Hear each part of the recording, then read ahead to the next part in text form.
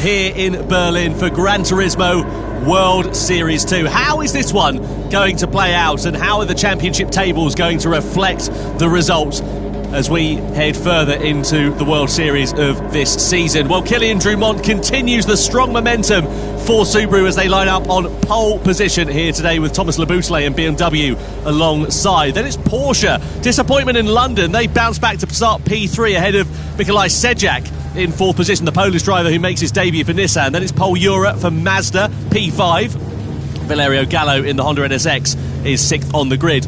Lucas Binelli lines up P7 for Mercedes AMG, and Al Flair with the Saudi Arabian driver for Toyota, P8. De Bruyne lines up P9, and then you've got Giorgio Mangano in 10th position for Lexus. João Jesus for Ferrari in 11th position, and Jay Murphy, the McLaren driver. A lot of support for him here tonight. And now, of course, our first look at the tyre strategies for the first time. Now, we can see the top two, Drumont and Leboutelet, they've started on the soft competitive tyre, which to me indicates that they're going to try and make a break early. Well, yeah, I mean, we've seen the pace from Drumont in qualifying, and of course Leboutelet, both very quick over a single lap. Last thing they want to do is ruin the ability to run that pace by running in a pack. So, yeah, go for soft tyre. I'm surprised to see Sedjak there running the hard tyre in P4. So he will be basically in the way of all the medium runners behind, but the longer he can keep them there, the better for his race. So definitely some strategy in those tyre calls already. Yeah, it seems like he's sort of trying to go ugly early, as it were. Get those hard tyres out of the way as soon as he possibly can. Hold the pack up while they're all quite close behind, and see whether he can use that to his advantage.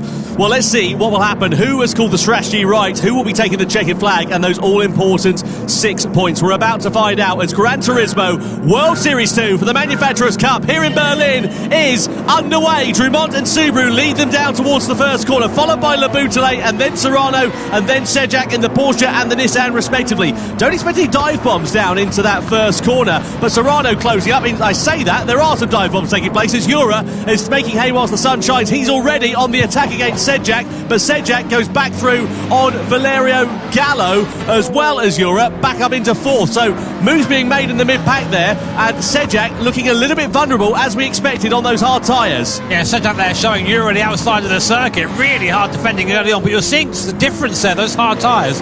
They take a while to fire up, they're going to be cold right now. When they're cold, they have less grip. So right now, Jura, Benelli, Gallo all making advantage of the fact they have a softer compound, is up to temperature quicker, and they're just able to drive by him like he's standing still. You could argue maybe that's not a bad thing because they're not going to squabble so much, but if you're Sedjak, you've gone from fourth to seventh in about 3 corners. Yeah, losing track position means, of course, you're going to have to gain that a little bit later on. You can see fairly robust driving from Sedjak coming through the Michael Schumacher S there as well. He's just got Alifa in the Lamborghini right behind him, who's on the medium compound of tyres. Then you've got 3 other hard shod runners. Meanwhile, sharp end of this race, nothing really to report from Drumont and Leboutelet. They've cleared off about a second or so ahead of Jose Serrano, as one would begin to expect. First corner incident here is under investigation, as we can see on our screen as well. We'd love to get a replay of that and see exactly what happened. We did see some dive bombs to the inside there for Pole Euro, but was there a bit more that meets the eye that we perhaps didn't quite manage to make a break of? Either way, we go on to the Nordschleife layout for the first time, and it's Rumont in front from Le Boutelet, and now is where those soft tyres on these medium speed corners are going to be really having their advantage. Yeah, and you wouldn't know the GP circuit is in any way related to this track when you get onto it. It's completely different. You go from long runoffs to barriers being far away, gravel traps, to basically, if you make a mistake, you are in that barrier. And lots of curbs here, you have to memorise which ones you can and which ones you can't touch. It's a unique challenge just to get around here on your own, let alone when you're sharing the circuit with 11 other maniacs. So a lot of fun there. But speaking of maniacs, here's Valerio Gallo in the NSX. Very, very fast driver and trying to close the gap between himself and Jose Serrano. So Serrano is the leader of the medium runners. This is something you have to keep an eye on right now. As we go to the front of the field, Dumont having to try and defend from Thomas Boutelet, who's going to look maybe around the outside here. Not really a spot to get that done, but again we're seeing the Achilles heel of that Subaru. They've ended up able to drive up to the back of it, but decides better of it as Thomas Boutelet. He's going to stay in second place for now. Dumont a little bit deep though going into that right-hander. I wonder if that might have compromised him a little bit, but he's certainly feeling the pressure here of his compatriot. The two Frenchmen at the sharp end of this race, and you can see how Le Boutelet is able to use that slipstream to his advantage to close up. I don't think he's going to invent something into this section of the circuit, because it will both send them into the barrier, and indeed Le Boutelet thinks better of it. But the question is here for Kylian Dumont, how long can he keep Le Boutelet behind? Is it going to cost them time though as well, because Serrano's there 2 seconds off the back of them. If the top two start squabbling amongst one another, all that's going to do is bring them back into the gap that they've created and bring Serrano Gallo potentially into play for this. You have to think of the long game here, because everyone's got different strategies, everyone's trying their own little thing here. So I think if I'm Thomas Boutelet in that BMW, I'm thinking, right, okay, I know I'm going to pass this guy on the back straight if I'm within half a second. So I'll just stay there for now and let this guy pull me along, because in the medium speed corners, that Subaru is super quick. Anyway, back to T1. I think there was an incident here with Giorgio Mangano. Contact there. Oh, it's a Supra there. Toyota getting spun, kind of brewing, but then Mangano is spat out by João Jesus there. So I'm not quite sure. No further action from the stewards. I think that was just everyone tried to go for the same bit of tarmac there, didn't they? It's difficult, isn't it, when it concertinas up in corners like that, especially in the first corner, and it's not particularly wide part of the circuit. It really does bottleneck up, so I guess race direction just deeming it, first corner dramas, don't do it again. As long as that doesn't happen any further times, then it should be all right. So let's look at the drivers here who are on the hard compounds of tyres, the likes of Sejak, Jesus, De Bruyne and Murphy. How are they going to play this one? Because of course they're hemorrhaging time at the moment. They're sort of taking the pain early on, but in theory the race will come back to them in the latter stages, depending on what strategies they go for. You can see that brought up on our screen at the moment. You can get 2 laps out the soft tyres if you're particularly careful, but if you're the likes of Le Boutelet and Dumont, I mean, look, they've cleared off 3 seconds at the sharp end of this one. They're not hanging about here. They're not saving their tyres, are they? Yeah, but look at this as well. The difference here in speed up the hill. Just in that draft, I'm surprised Le Boutelet went for 6th gear there, maybe just to save that little bit of fuel. Fuel is also a concern around here, by the way. You have to make sure you're fueled up the right amount to get to the end. Sounds simple, but it's hard to do in practice when you're there driving these things around the ring. But yeah, as you say, Tom, it's just trying to make sure you don't fall too far back at this point. And I get the impression that the Boutelet is just kind of biding his time.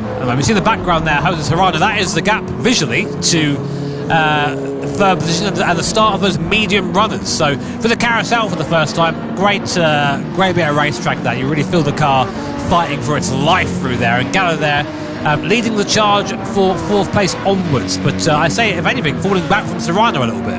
Yeah, it's going to be interesting to see how this one plays out, because I was mentioning about the hard shot runners, damage and limitation for them, but exactly the same story for the medium shot runners. You've got now 3 sort of sets of drivers, all in their own group, all running their own strategies, and this is what happens in the Manufacturers' Cup when you have races like this, is that they're not necessarily the most action-packed ones in the first couple of laps, but towards the end, once all the strategies all work out, the fuel stops, the tyre saving and so on and so forth, once they've all taken place, you get a really exciting crescendo to this race. So the likes of Drummond and Leboutelet, fine, the race is great for them in these early stages of it, but the latter stages, they're going to be taking that pain that the drivers on the medium and the hard runners are suffering from now, so they're going to be slower towards the end of the race, and the converse for those behind. Yeah, coming through the last third of the Nordschleife. Now, my favourite bit of racetrack this, it's just so fast, so flowing. You have to really trust the car through here, especially through this section here. You come over the Flatsgarten jump, see it coming off the floor there, and then you're met immediately with the Stefan Beloff S coming up now, where the car just skips all over the place. You almost have to just trust in that mysterious aerodynamic thing that you can't see, but it is there, and then just thread the car through the curves. It's an exhilarating piece of racetrack, but it is very much one at a time through there, as Gallo has pulled away slightly from Paul Ura. Now, what I'm interested in seeing now is whether Drummond has managed to gap Leboutelet, which he has a little bit, a second now. That is kind of getting out of draft range, so that might mean Leboutelet won't be able to pass here going down towards T1.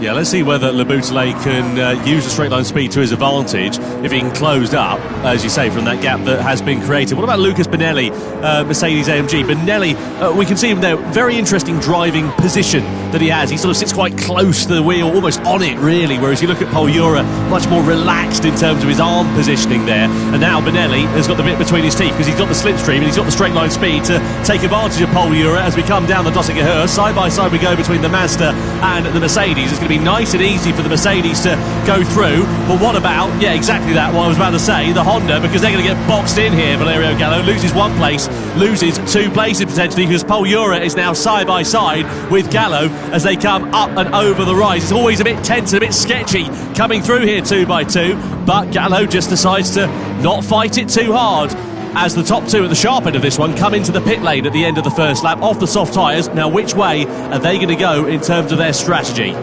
Yeah, fresh set of the virtual Dunlop tyres going on. Our first time, our first Dunlop pit stop, I think this is, Tom. So cool to have Dunlop, of course, now as official partner of the Gran Turismo World Series. What's going on though? So softs come off, mediums go on there for Drummond. Same for Leboutelet as well. Kind of Bruin coming in, getting off those hard compounded tyres early. Only doing one lap on those. So I guess going for 3 on the medium then, or 4 on the medium. It must be. It's going to be an interesting one to see how that works out. You know, medium tyres, they're okay, but, you know, in terms of their longevity, certainly not as good as the hard tyres. The converse is the hard tyres are a few seconds a lap slower than the medium. So I guess he's just trying to take the pain for that and get off it. You can see there he's a full-time automotive engineering student, is Kai de Bruyne, so he's well versed in sort of adapting to changes on the fly. And let's see whether that's one that will pay off for the Dutchman, who, of course, as we know, is still seeking his first podium in the Gran Turismo World Series. Meanwhile, sharp end of this race is now occupied by Jose Serrano, who's in the lead. Lucas Benelli, who, of course, we saw getting ahead of Ura and Gallo down the Dossiger at the end of the last lap, now sits in second in the Mercedes-AMG. Ura's into third. Gallo's here just keeping a watching brief in fourth place. It's interesting as well, looking at the likes of Drummond and Leboutelet, because they went from the soft to the medium tyres. I mean, Leboutelet, he has to follow what Drummond's doing if he doesn't want to lose track position. That's the problem with being second on the road. You've kind of got to follow the strategy and then work it out later on. Yeah, I mean, that's not always a bad thing though, because I think if the positions were reversed, you'd just see the same sort of thing. You would see the Leboutelet leading from Drummond. It would just be a waiting game. And sometimes it is that. I mean, it's a high-speed game of chess. I say that a lot in these broadcasts because it is. These guys are at the level now where strategy often decides the race. The actual drive performance is so close. So we'll keep an eye on those and keep you informed. Benelli struggling there for the first part of the Hudson-Back complex, just trying to get the car turned in. Of course, that AMG front engine, so prone to sometimes a little bit of understeer. Looks like it's really struggling with the front end through there, but able to keep the pace for now. Meanwhile, looking down the field, Sejak on the hard compounded tyre is ahead of Giorgio Mangano, who started on the medium. So Sejak having a very good race at the moment, despite starting on that slower tyre.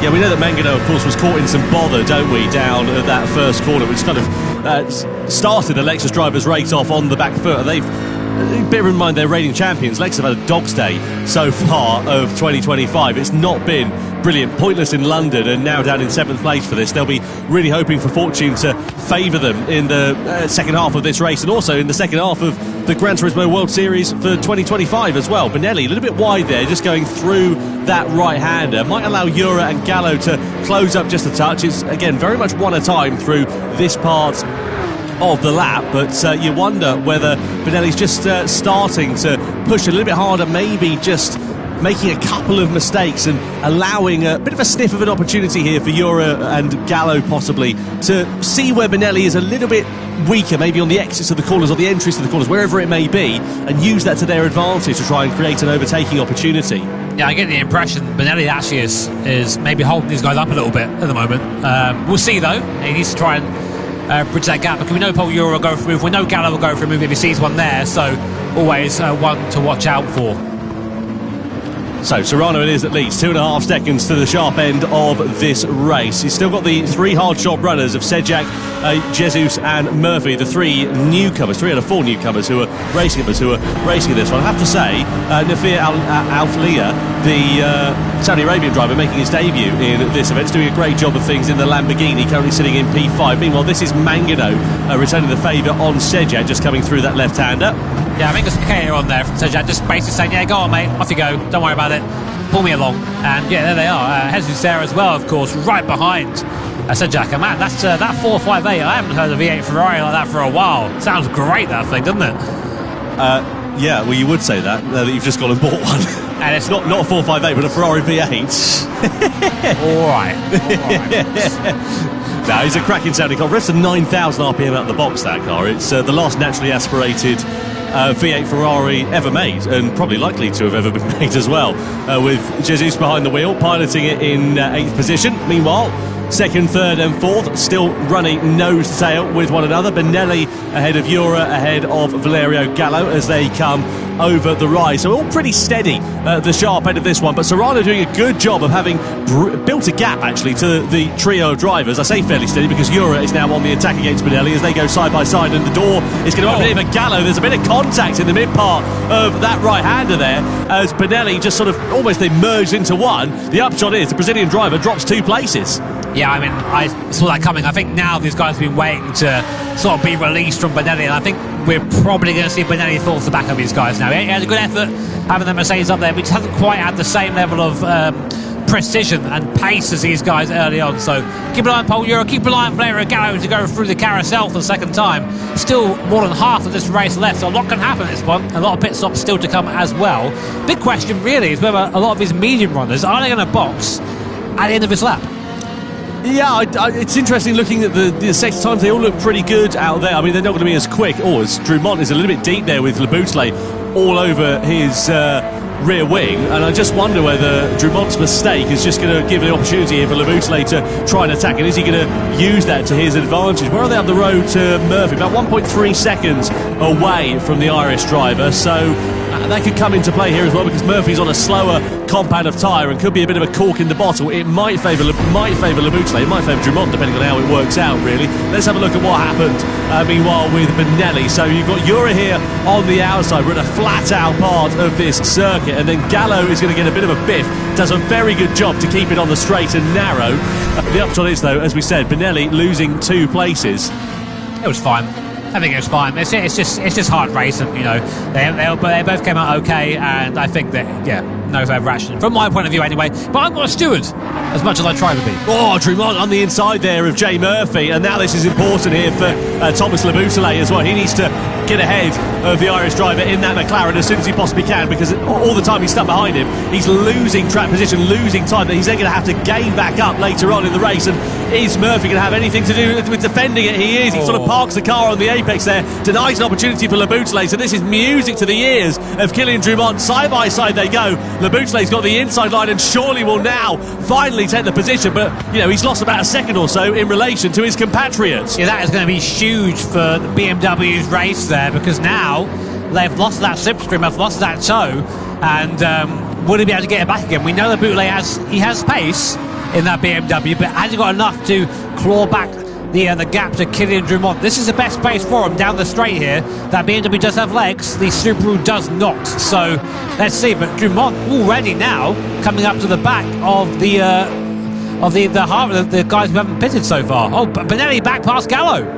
Yep, so Benelli on the attack against Valerio Gallo coming down the Dossinger Her then. So the two medium shod runners still squabbling for position. The Mercedes is ahead for now, but what about Gallo in that Honda NSX? He's going to try and retaliate at the end as we come through the fast left hand, and we've already seen side-by-side action between these two. It just about stayed clean last time.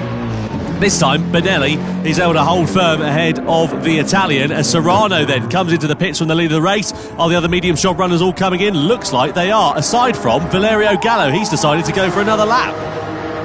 Yeah, interestingly, I think that this is where the strategies are going to start to diverge. And so Knife Alfala doing the same thing as well, also going for the... So this is interesting, actually, because we were talking about this to Mikael Hizal yesterday, who is very much involved as part of balancing the performance of these cars, and he was saying that the mid-engined rear-wheel drive cars, i.e. the Honda NSX, the Lamborghini, etc., they're a bit easier on their tyres compared to the front-engine cars, like the Mercedes, like the BMW, for example, so, like the Lexus. So maybe they're using that mid-engine layout, and they've just got a bit more tyre life in their pocket compared to their competitors, and that's what is giving them the comfort to carry on. Yeah, but the downside to running those mid-engine cars is they're a bit nicer on turn and they rotate better, but of course that means they're a bit more sketchy. They tend to wear the rears a bit quicker as well. So Gallo might be leading right now, but he's going to have a car that's going to be handling.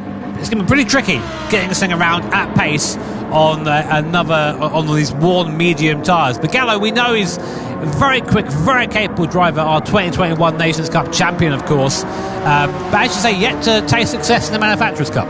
Be interesting to see a comparison in the lap times here as well between the likes of Gallo and then Kylian Drummond, because they're both on the medium compound of tyres. Of course, Gallo's been on those from the start. Drummond has changed from the softs onto the medium, so they're both worn tyres, but Drummond's are in a far better condition compared to Valerio Gallo. Where were we last time around? So Gallo was an 8:09, but of course we saw Drummond pitting last time around as well. So we'll keep an eye on the different sector times. At the moment, Gallo is looking pretty handy at the sharp end of this one. So let's see how he can work this one out, and also what the likes of Drummond and Le Bouteille can do. But the gap between Drummond and Le Bouteille, we saw it increasing courtesy of Jay Murphy sort of interjecting between the two. It's now up to 1.6 seconds, so out of slipstreaming range. Importantly, Gallo has got something that not really anyone else has right now, which is a nice big clear circuit in front of him. So right now he's just driving into that gap and trying to make as much of a gap as possible. Now, I was talking about Mikael Hizal a few moments ago, and this is Fly Magic. He's come and joined us in the commentary box. Mick, great to have you here. How are you?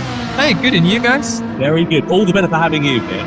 This is going to be, I think, the thinking driver's race, this one, isn't it? There's a lot of different strategies going on in terms of tyres and in terms of fuel. How do you see this one working out? Who, in your opinion, having watched it from the sidelines at the moment, is in a prime position?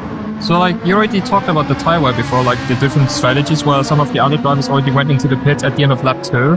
Personally, when I saw that, I was already quite surprised to see them coming in so early, because normally you would try to use the softer tyre compound as long and as much as possible.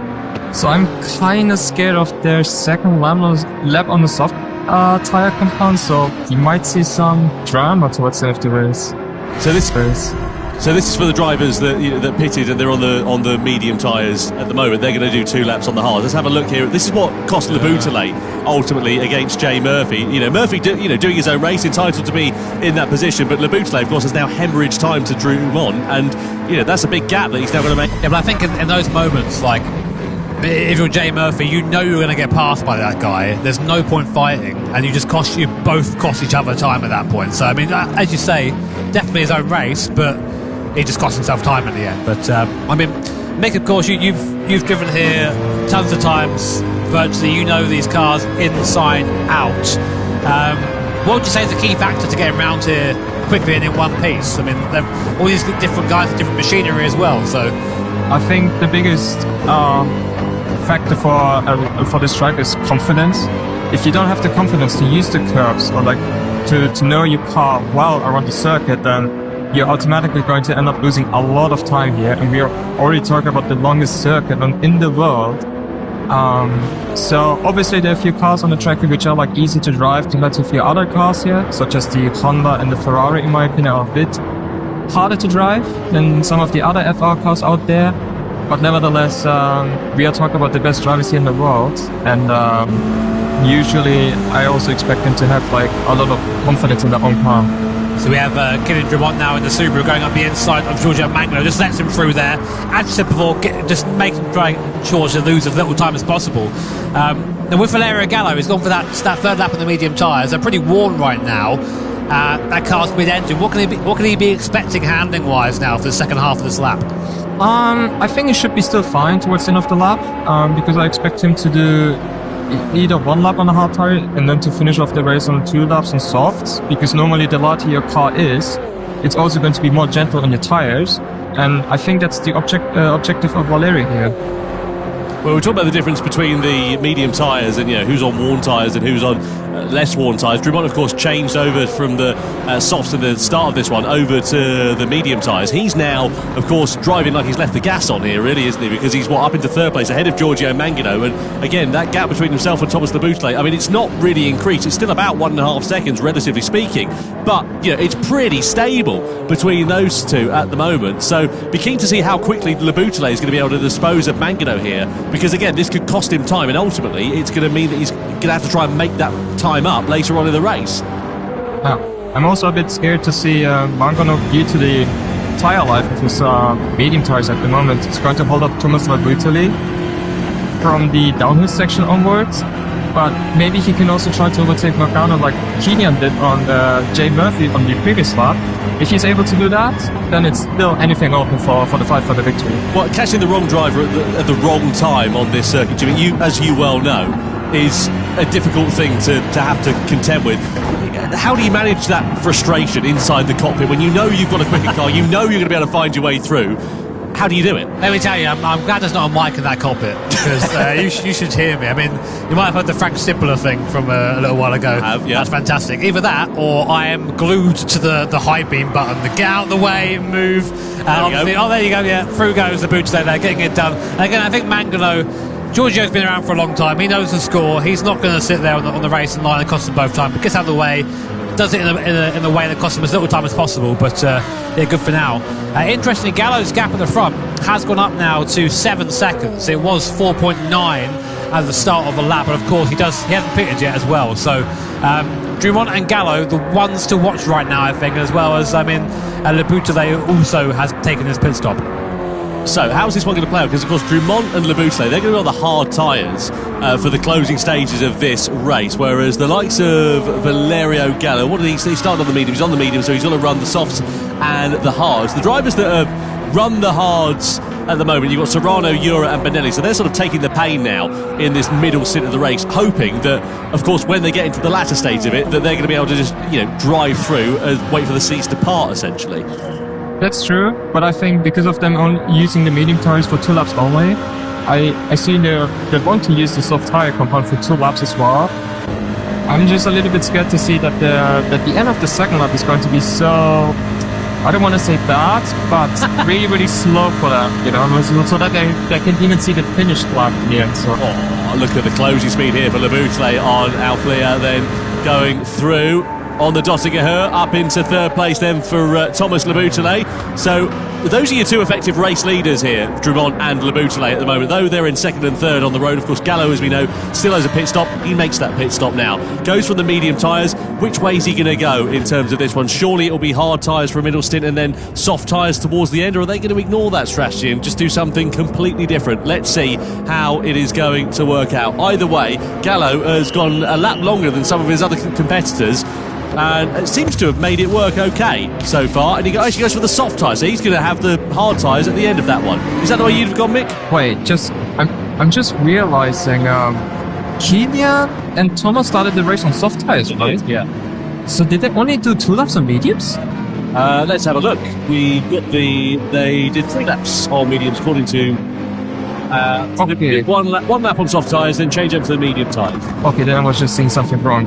My bad, I apologise. Don't worry about it, we've all been there. Like, what are you doing? I got scared for a second there, but... Well, so look, The upshot is now you've got Drummond and Laboutelet. They're now on the hard tyres to the end of this race, aren't they? They're not going to be pitting again because it would be completely pointless, you would assume. Exactly, yeah. Right, because obviously, the time you're going to lose, even if you went onto the soft tyres, it's not enough time that you would gain, essentially, even if you're on a quicker compound at the end of this one. So they're now in a position where, from now until the checkered flag, they're losing time compared to everybody else that's behind them. You've got Serrano, Ura and Benelli. They're on the hard tyres for the middle stint. What they're trying to do, I guess, is eat these out so they can get as fresh a soft tyres as they can for the end of it. That's one of the plans they have, but on the same time to have as less fuel as possible. Right. Because for this race, we're using times for tyre wear around the circuit, which is a lot. Like, once your tyres are in a really bad shape, you're going to end up losing a lot of time compared to the other drivers who have much fresher tyres than you.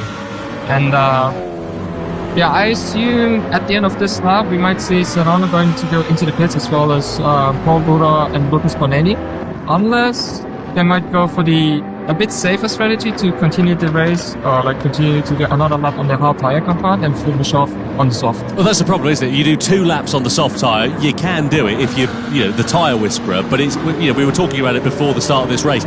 It's not an easy thing to do. Yes, because if you want to do 2 laps on the softs, your out lap alone has to be so gentle. Because once you do Kilian did here, a slide on the tyres, it's going to affect your tyre wear in the end. And with times 4 for the soft tyre compounds, this is something that tyre, doesn't like it. Really interesting insights there from Mick Gazelle. I've been keeping an eye on the front of the field, Tony Serrano and Paul Ura there on the hard compounder tyre. I mean, never count these guys out. We know how quick the Spanish duo are. Serrano now 4 seconds the good of Paul Ura in that Porsche. What do you think, Mick? Do you reckon that strategy is the one? I mean, they're out on their own. I mean, they're on the hard tyre, but there's no one around them, not losing speed. I think this might not be too bad to be on. Your own, because we've already seen with Kilian Drummond and Thomas Laboutelet on the previous lap. If you are getting stuck with traffic in front of you, you're going to end up losing a lot of time, which is not really optimal for your own stage. But if you're on your own, you can also dictate your own race. And let's see. I think the end of the race is going to be pretty exciting. Yeah, another look there of the pass of Laboutelet on Mangano last lap.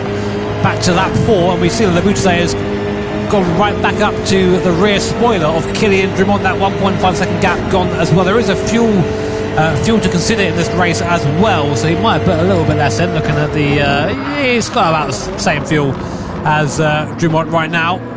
So very, very close, and that's really basically happened because Jay Murphy went onto on the medium compounder tyre and overtook them both and then put them back together again. Yeah, it's interesting how it sort of caused this bottleneck effect now really here with Jay Murphy again being the cork in the bottle. We saw that with Laboutelet in the opening stages of this race, and he sort of ended up back in exactly the same position here with Alifa, Drummond and Laboutelet right on his rear wing, and let's see whether it's going to cost them time. I mean, Alifa here, again, he's not in a race with effectively what is the top 2, and all the while they're stuck behind him. They're just hemorrhaging time corner by corner. They need to try and find their way through sooner rather than later.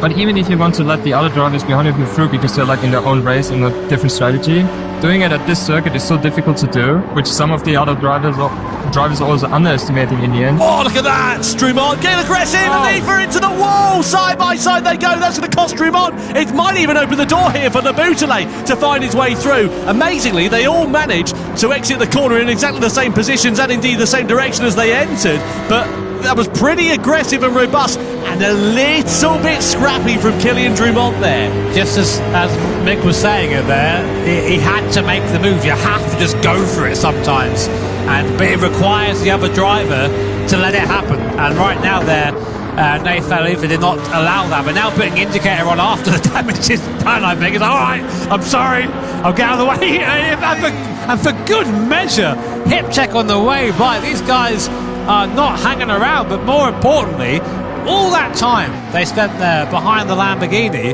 has meant they've all lost time to the field. So what was a strong start for both Drummond and Laboutelet might change now. Now, if you're Laboutelet, do you go for the pass here? You've got the opportunity to do so. You're into the toe. Well, it has worked beautifully here for Laboutelet, hasn't it? Because if you remember, they had a 1.5 second gap a couple of laps ago, and it's brought the Frenchman right back onto the rear wing of the Subaru here and brought him back into contention effectively for what could be the victory of this race. So let's see how this one is going to work out. We're heading towards the middle part of the lap, in towards the carousel section. There's no overtaking through this part of the lap, not unless you fancy getting your Christmas dinner through a straw. And Le Boutelet sitting in the wheel tracks of the Subaru as they come through this fantastically famous banked corner, arguably the most historical part of the Nordschleife layout. I'm interested to see, Tom, sorry to cut over there, what Gallo's doing, because he's now sort of stuck behind the first two that are on hard tyres. Let's have a look at this one more time.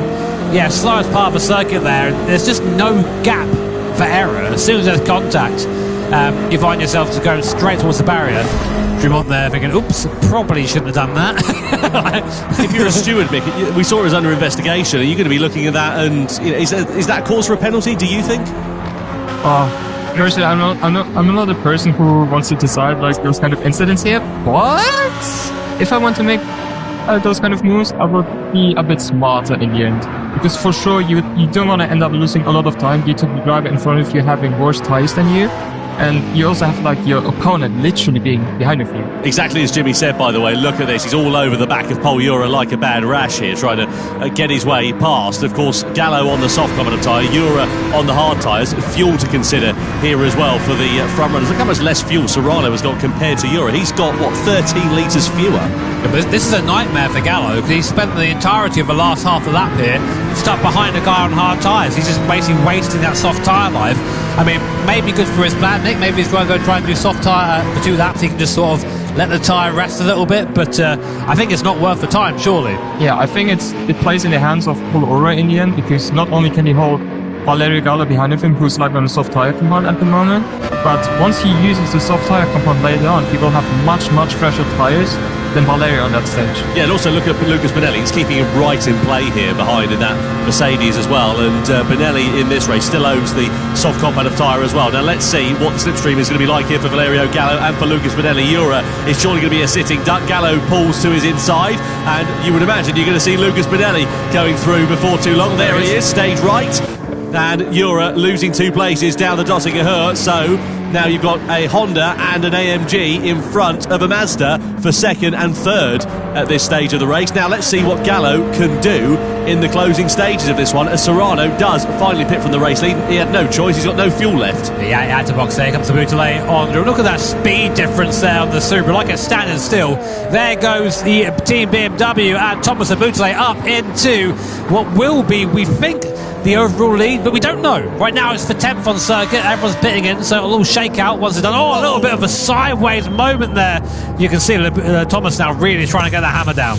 So Jura then comes into the box, as well as De Bruyne. Serrano's in there as well, and we're going to see a smorgasbord of drivers, I'm sure, going on to the soft compound of tyres for the closing stages of this one, which is, as we know, going to handicap those who are in front. And we've got, 2 laps now remaining. And 2 laps on any normal circuit, not that long of a time. 2 laps, though, at the Nürburgring 24-hour layout. You've got time to make it work. Speaking of which, because I had another look on the tyre history in terms of the strategy, and it is true. Thomas Boutelet and Kylian Drummond used the medium tyres for 2 laps only, and not 3. There we go. So I have no idea why they think that 3 laps on the hard tyres is the best strategy. But there you go, guys. We will see that in the end, because I would like to see myself getting wronged here. The person behind balancing the cars does not know what's happening. he's got no idea. But I did notice, though, the tyre wear of Valerio Gallo. Those rear tyres looking very sorry for themselves already, and he's not even onto the Nordschleife yet. So if Valerio keeps together, it's going to be an amazing effort. But I do think that I think being stuck behind the slower cars, pushing a bit too hard in that first lap might have cost him. We'll see, though. We stay with Le Boutelet and Drummond. These guys have been glued together all race. Good news, though, for Le Boutelet is he's got a 12-second gap in front of him, so he can just drive now into that gap. But of course, one eye in the mirror from this man at Subaru. I mean, Mick, you know the Subaru pretty well. How do you describe the characteristics of that car? It's like through the high-speed corners, it feels amazing because it has so much downforce, and it's the fastest car, like Group 3 car-wise, through the high-speed corners. But like here, you can see the way how Kylian uses the gear for the exit of the corners. Like you have this car, like if you want to drive the gears quite well, you have to use like way higher gear in order to use the turbo boost already.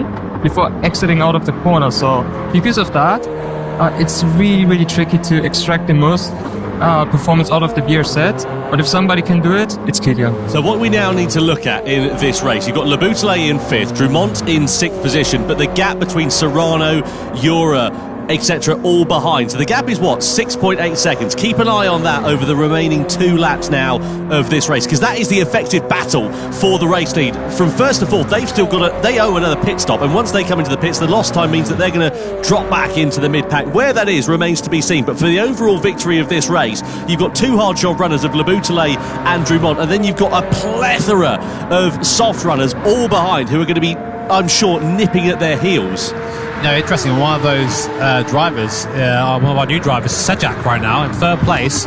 He's got the soft tyre left at the end of this, so he's going to bolt on the soft tyre on this last lap, and he's not too far off the lead. He'll be catching Benelli as this lap goes on that medium compounded tyre. I think he'll start catching Gallo as well, because he's going to start falling off big time, I think, towards the end of the lap. So don't count out Team Nissan. They're looking strong. He's got a lot of fuel in there as well, so keep an eye on Sejak. Yeah, former Manufacturers' Cup champions, Team Nissan, just to remind you as well. They won it, when was it? Was it last year, year before? I can't remember now. It was a little while ago. It was a couple of years ago, wasn't it? Oh, look at this, a Drumont and Le Boutelet, and Drumont is back through all the while we're wistfully talking about Nissan winning the Manufacturers' Cup. Drumont has sent one through on Le Boutelet, 4th position then.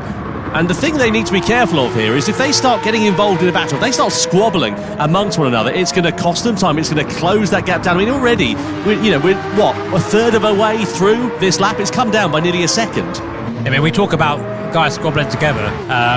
This doesn't happen with these guys, Serrano and Jura. I always see these guys on the circuit, and they always drive to the maximum. Even if one is thinking, oh, maybe I'm a bit quicker, he won't go for a move, he'll just stay there, and then maybe pass in a place that makes sense. So working together are the 2 Spanish drivers, Serrano and Jura. 7th and 8th currently now. A reminder, top 6 skip points. Of course, you want to be as high up as possible, but sometimes grabbing a point is nice. And if you're Team Lexus, down in 11th place, not even off the board yet, this is not looking good for you in your championship retention. Yeah, Lexus not having a particularly good run of things so far in the 2025 Gran Turismo World Series, and Giorgio Mangano just sort of compounding that, really. His race was sort of over by the first corner when he got caught up in all of that drama. Just a point, actually, as well, with Serrano and Jura. If you remember back to the Nations Cup in London last time when we were out, they had very respectful and clean racing right up until the last lap. And as you say, they were pushing one another very hard, but just not really sort of, ducking and diving and going for those dive bomb moves, and working together quite nicely right up until the moment when they couldn't work together anymore. I mean, Mick, you've raced with a lot of these guys, of course. You race them at home, and of course these events as well. As Paul Jura, I think, there finally gets past Serrano, so Jura now moving up into the lead of the Spanish duo. You race a lot of these guys at home. I mean, when you're in this situation, you've got a lap and a bit to go. Do you sort of think, I know this guy's going to give me room, I know he's going to race me, or do you think, okay, it's out the window now, it's every man for themselves? Usually, at this stage of the race, everybody thinks of their own racing yet, because it's like you only have like one more lap to go. So why should I even work with you in the end? Unless there's somebody else in front of you who you both might catch up in the end. So that's why you both might try to work that. And I think this is also the case for Paul Jura and Jose Serrano, because we might see another position change at the end of the Döttinger Hill between those two, so that they can also try to minimize the gap.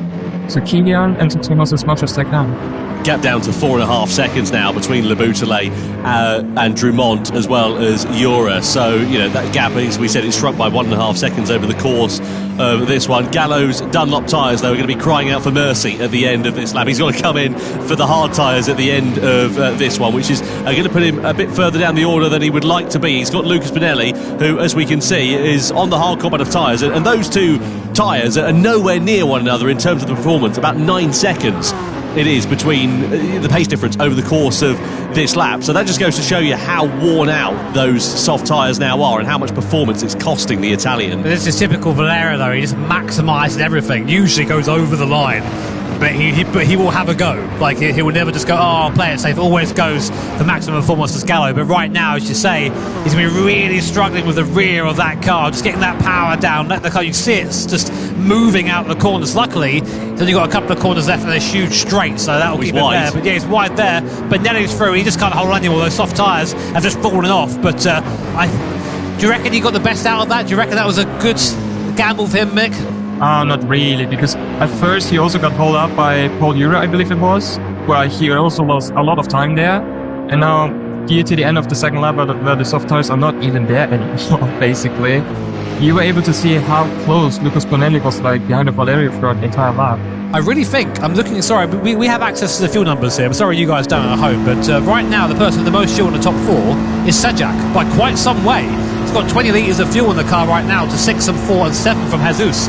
So, although Gallo is getting by here, there'll be a pit stop for the top 4 now, and I think we're going to see the Nissan driver probably come out in the lead. Yeah, he'll come out in front of that group of drivers. Where will he emerge, though, in relation to everybody else that's buying? Because they've got about 10 seconds or so. Look at this, though. Side by side as Gallo tries to fight it back against Lucas Bonelli. They're both going to come into the pit lane at the end of this lap. They've got no choice. And how's this one going to work out in terms of fuel? Well, Gallo's got a couple of litres left, less in his tank compared to Lucas Bonelli. Sejak, as we said, is the outlier here. He's done a great job of just sort of being a bit anonymous in the middle stint, but saving fuel quite nicely. And saving the soft tyre as well. Drummond and, of course, Nobute will go on to the last lap, but they are going to be chased now by a hard-charging Sejak on that soft compounder tyre. Let's see what he can do.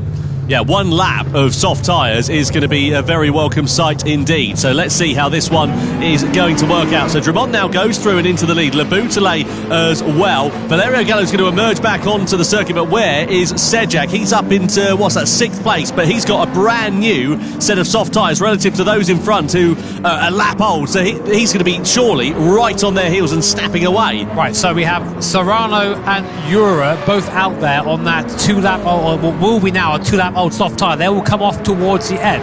Drummond and Nobute out there on what is a 3-lap old hard tyre, so they're going to have tyre life, but it might fall away from them still. But what we saw at the end of that last lap between Bonelli and between Gallo, the soft tyre and the hard tyre, when they were really towards the end of their life, pretty even in terms of performance. So this is pretty much anybody's guess. At the moment, it's advantage here for Serrano and Ura, but how much tyre life have they got left? Are they going to be able to eke it out to the end of this lap? This is where the tension has begun to build. It's begun to bubble up, and surely it's going to boil over before the end of this race. I mean, I thought Sejak was a little bit slower than he was there, but I thought it was a bit closer, but not quite there. But Mick, I mean, all the cards are on the table now.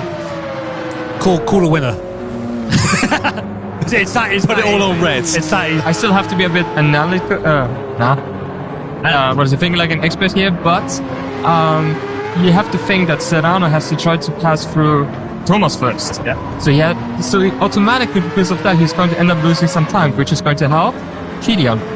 So Kilian is potentially in a really, really good position because we already saw on the previous lap how much Valerio was struggling towards the end of the lap on the second lap on the soft, and how close Lucas Bonelli was behind of him because of that.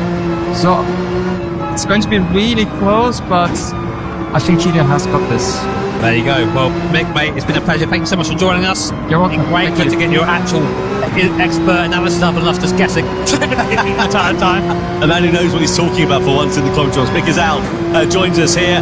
Thank you very much to him. So we are now on the final lap of action here at the Nürburgring 24-hour layout, and it is Kilian Drummond ahead of Thomas Laboutelet. Both those drivers on the hard compound of tyre. 2 seconds the gap between themselves and Jose Serrano, with Pol Ura just a few tenths of a second down the road. I have to say, Jimmy, I think Sejak's race depends on how quickly he can dispose of Kai de Bruyne in 5th. Yeah, I got to say, I thought it was a bit further on the road than he was there, so I got a little bit too excited for that one, I think. But the 2 guys at the front are going to be running the slowest, well, for a little bit anyway. You know, we've talked about how this soft tyre doesn't like going a second lap, but Serrano, Ura and Kai de Bruyne, who's in 5th place right now, 6th place, Sejak's by. Sejak's got by Kai de Bruyne, so Nissan now up into 5th position. And next car on the road after the battle for 3rd position. So let's see. We'll keep an eye on that as the sun starts to go down here at the Nürburgring. Yeah, well, 5 seconds a gap, you'd say that, well, that's not enough time to catch up. 5 seconds a gap, you'd say that, well, that's not enough time to catch up. But this is the, the final lap. This is the Nordschleife. But 5 seconds, it's not that difficult to sort of close that gap down over a lap as long as this one. Let's see the move then for the Polish driver in the Nissan against the Dutchman in the Toyota. He's going to switch it back to the inside. That is beautifully smooth there. De Bruyne just gives him racing room on the inside, and smooth and sweet as you like for Mikolaj Sejak as he elevates himself up into 5th place as he chases a podium down for Nissan here. That was lovely move. You just carry the speed there and just at the inside of Iron Band, nothing they can do by the time I see you move done. So the Bouteille falling off the back of Kylian Drumont, of course. At the moment, that will be 6 points for Team Subaru, 5 for Team BMW. Keep their dream alive, but that would be a double win if Kylian Drumont can keep this going for now. Behind them, Serrano and Ura, the Spanish duo, both on the soft compounder tyre, but they're on lap 2 of that soft compounder tyre, which means to about now it's going to be feeling pretty second hand. But then behind them, to keep things even more interesting, is Sejak in the Nissan there on brand new softs and driving fast right now. Yeah, just looking at the sector times, it's pretty even between the two hard and the two soft runners at the sharp end of this one. 46 6s and 7s. Mikolaj Sejak on the new soft tyres, 45.8. That's in sector 8 on this lap. That's the most recent one that the drivers have gone through, just to give you an idea. So he's, nearly 6 or 7 tenths of a second quicker. He's decreased the gap down to nearly 3 seconds. He is going to be all over their rear wings to the end of this one. The question is, though, are we going to see Serrano and Ura closing up onto the back of Le Bouteille? They're now closing up onto the back of one another and going side by side as Ura goes ahead of the Porsche. Now, has Ura got enough in his pocket to get onto the back of Le Bouteille and Drumont for the victory here? So here we go then, up into the last lap here at the Nürburgring. Into the night, lights illuminating the green Hell. Kylian Drumont there, spit of flame from the exhaust from the BRZ. It's been a great drive from both of these drivers. Both Subaru and BMW have knocked it out of the park in terms of consistency, but now they're on that slower tyre, the hard tyre. It lasts a long time, but it's not fast. And Ura and Serrano, I think actually, if anything, the charge has sort of come to a little bit of a halt. They haven't quite got that same speed they had before earlier in the lap. But I'm still keeping an eye on 5th place, Sejak there, on that new tyre. Through here, this section, very, very mechanical grip dependent. So if your tyres are good, you're going to be fast through here. I think that Sejak could be on for a podium here. I don't know if the victory is going to be quite on the cards, but I think a podium could be a possibility, which on his debut in the Gran Turismo World Series would be a very welcome result indeed, for not only for him, but also for Nissan. He's just 18 years old. For not only for him, but also for Nissan. He's just 18 years old, is Mikolaj Sejak, and this has been a brilliant strategy call so far. Drumont and Le Bouteille sitting pretty even Stevens at the sharp end of this one. Let's see De Bruyne. He's lost a place here to Lucas Benelli. There's contact, more contact, a little bit more contact. Oh, it's fairly robust. It sends De Bruyne off onto the grass on the outside, and Benelli getting pretty robust there, finding his way I through. don't know if he was there, Tom, for that. He was only just on the rear bumper, but that's not our job to think about right now. Our job is to look at this as we now come through Flansgarten for the first time. Hop goes the car into the right hand, using that high-speed aero grip of the BRZ. 1.1 seconds is a gap.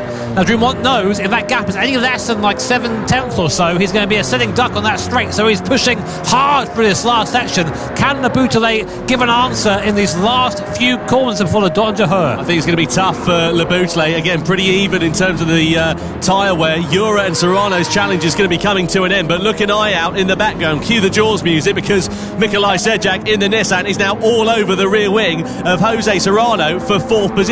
He's about half a second or so away, and there's one big long straight remaining, and now you can see just how close that gap is between the 3 machines and the 3 drivers. Ura in 3rd in the Mazda, Serrano in 4th in the Porsche, Sejak in 5th in the Nissan. They come onto the Döttinger Her for the final time. Le Bouteille versus Drumont. The gap is about 1.5 seconds, and they're out of slipstreaming range as it stands for now then. So if Drumont can just keep himself on the straight and narrow, it's all eyes on the battle for the final podium place. And here we go then. Serrano splits the middle, Ura as well. But here comes Mikolaj Sejak on the inside in the Nissan. Has he got the straight line speed? Has he got the advantage? advantage to try and use it. The headlights illuminating the darlings as they blast their way down at nearly 300 kilometres an hour, 3 abreast. Sejak on the inside, Serrano in the middle. Jura on the outside as we come over the rise. Jura gets through and into third. Serrano versus Sejak for 4th place as they come into the final corners of this race. And are they going to make it? Oh! Sejak goes through on the outside to the checkered flag. Kilian Drumont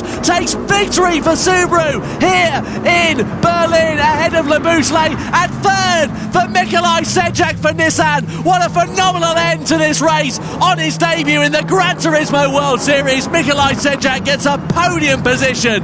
Absolutely fantastic. What a move from Sejak. That's move of the race right there. Just switch back on the last possible moment, and you know Paul Jura saw it, was like, oh no, he's there. Use the grunt of the GTR, and 3rd place on debut for the 18-year-old here in the Manufacturers' Cup. What a result there for Sejak and Team Nissan. But of course, your winner, Kilian Drumont, Team Subaru, take another win here in the Manufacturers' Cup. Labuschagne 2nd, and Nissan and Sejak 3rd. Thoroughly enjoyable race here in the Nürburgring. Of course, another one that was down to strategy.